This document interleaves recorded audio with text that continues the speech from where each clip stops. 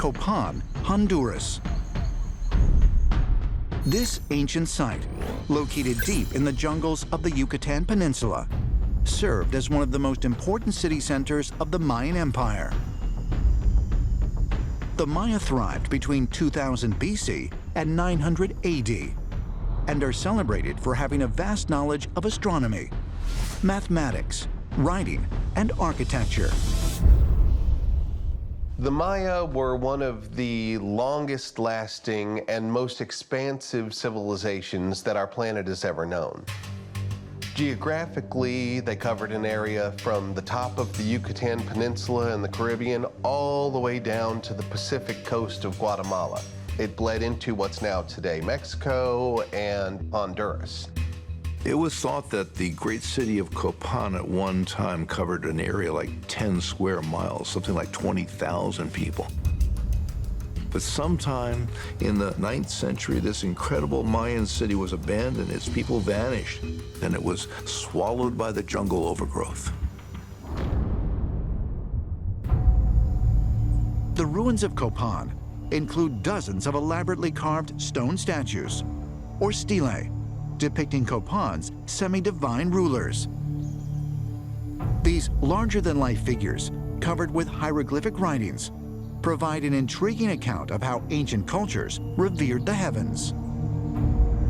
Copan is a place where even the archaeologists agree that the celestial realm was built on Earth in order to show as above, so below.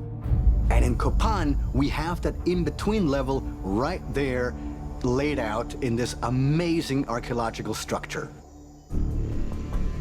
October 2019. Ancient astronaut theorist Giorgio Tsoukalos travels to Copan to meet up with renowned Mayan archaeologist David Senat, who has been involved in the excavation of the site for more than 3 decades. David, great pleasure to meet you. Well, I've been looking forward to this. I'm sure you have a lot of things you want to see. Yes, I do. So, David, what are we looking at here? Well, this is the Great Plaza. It's over 100 meters larger than a football field. And it's the southern portion of the Great Plaza where the majority of the great standing stone giants that you'll come to see are located.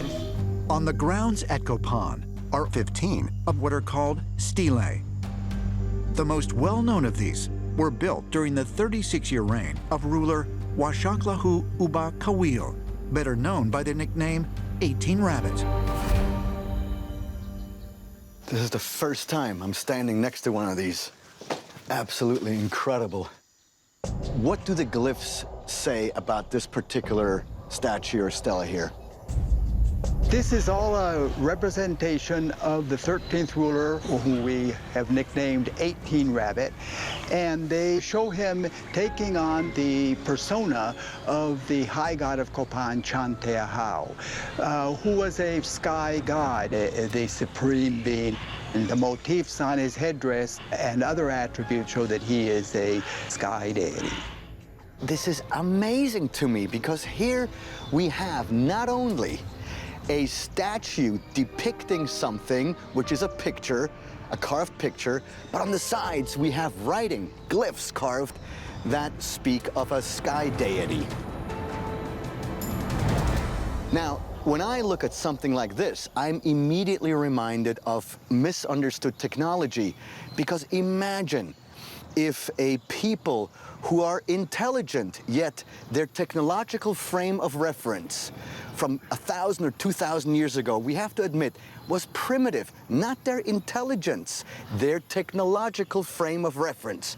Of course, let me just add to that, that everything shows his connectedness of the cosmos and this living space of mankind in all of its senses. And by the way, I have seen that headdress right there elsewhere on planet Earth, and that is in Mesopotamia, where you have Enki and the goddess Ishtar with the exact or similar type headdress. And by the way, Enki and Ishtar, too, were sky gods. So you have these references of sky gods, not just here, not just in Mesopotamia, but in each and every ancient culture, regardless of continent. So the fact that we have these examples worldwide leads me to think that it was a flesh and blood extraterrestrial whom our ancestors misinterpreted as being God. Why? Because they came from the sky. Arthur C. Clarke said it best when he said, any sufficiently advanced technology is indistinguishable from magic. Imagine showing your great-great-grandfather your smartphone. Right, that's right. All of a sudden, you've become a magician, a wizard. When we talk about technology, I imagine someday in the future that the technology will be such that we'll be able to scan this stele here and receive the resonances that are inside the crystalline structure of the stone. In other words, that these were great memory chip banks.